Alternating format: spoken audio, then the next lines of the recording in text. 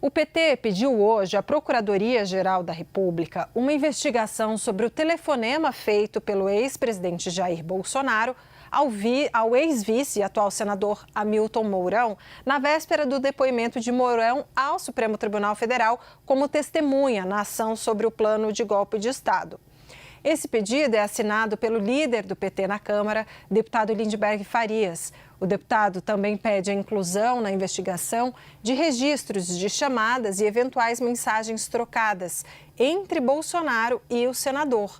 Outros pedidos feitos são um novo depoimento de Mourão para falar justamente sobre o telefonema recebido e a proibição do contato entre o ex-presidente e testemunhas do processo. Mourão, depois, no dia 23 de maio. Para Lindenberg, a conversa prévia entre Bolsonaro e o senador foi uma tentativa deliberada de influenciar a versão dos fatos. A CNN procurou as defesas de Bolsonaro e de Mourão e aguarda a resposta.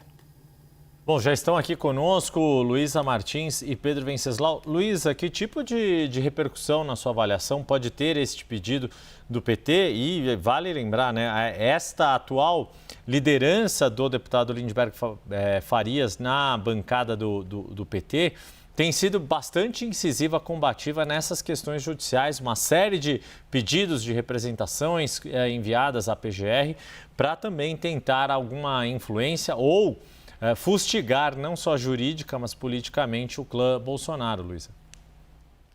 Vamos lá, Yuri. Em primeiro lugar, essa ligação feita na véspera do depoimento de Mourão, ligação feita pelo ex-presidente Jair Bolsonaro, repercutiu mal dentro do Supremo Tribunal Federal, causou estranheza, né? Mas há uma avaliação entre os ministros de que qualquer medida a esse respeito caberia, então, à Procuradoria-Geral da República. E aí, durante a semana, eu fui consultar, né, alguns interlocutores do Procurador-Geral Paulo Gonet, que, de fato, estavam estudando quais seriam as medidas cabíveis para esse caso.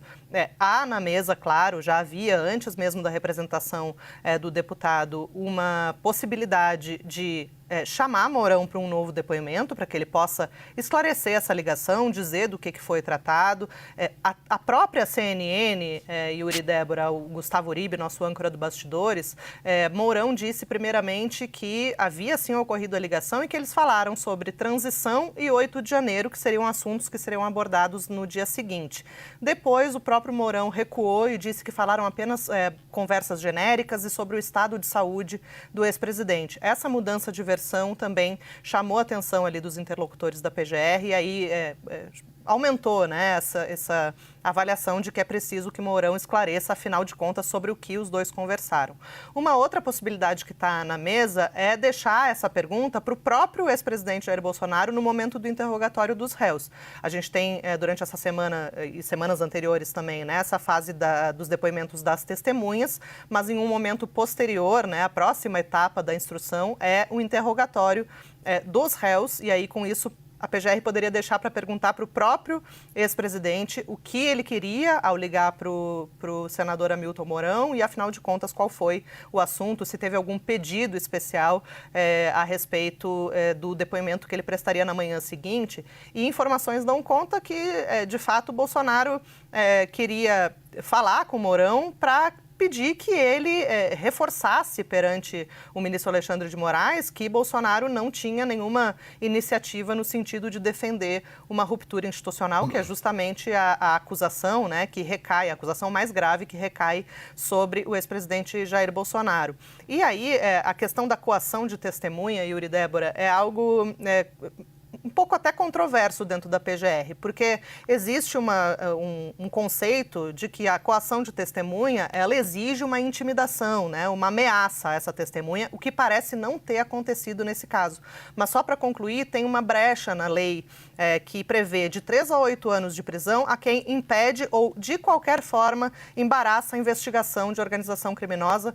Tem organização criminosa no âmbito dessa ação penal sobre o golpe de Estado, então esse de qualquer forma poderia implicar negativamente o ex-presidente Jair Bolsonaro. Mas precisamos ver o que o Paulo Gonet vai decidir fazer daqui para frente. Muito Eu vou repercutir com o Pedro se isso, né, essas brechas, esse pedido do PT, da liderança do PT, Lindbergh Farias, na Câmara, se acende um alerta ali no entorno de Bolsonaro, causa preocupação, Pedro?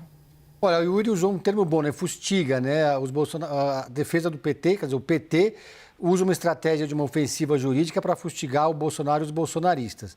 Algumas vezes para criar fatos, a outra, de fato, para tentar criar um ambiente jurídico que possa levar Jair Bolsonaro a sofrer algum tipo de medida, como, por exemplo, usar a tornozeleira eletrônica, ficar afastado das embaixadas ou ser proibido de deixar Brasília sem autorização judicial. O PT já tinha recorrido ao Supremo Tribunal Federal pedindo que essas medidas fossem tomadas contra Jair Bolsonaro. Isso logo depois que foi aberto o inquérito, que foi aberto o julgamento no Supremo Tribunal Federal.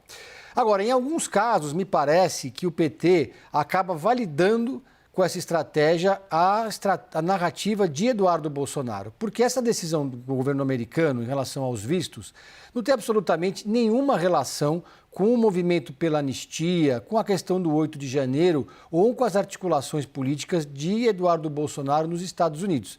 Até então, Eduardo Bolsonaro tinha conseguido alguns resultados laterais, declarações de deputados do baixo clero do Partido Republicano, por exemplo, criticando o Alexandre de Moraes ou coisas do gênero.